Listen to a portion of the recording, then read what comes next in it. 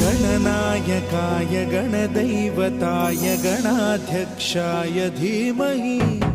गुणशरीराय गुणमण्डिताय गुणेशानाय धीमहि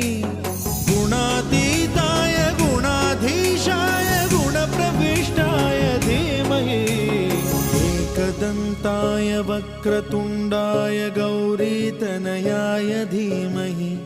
गजेशानाय भालचन्द्राय श्रीगणेशाय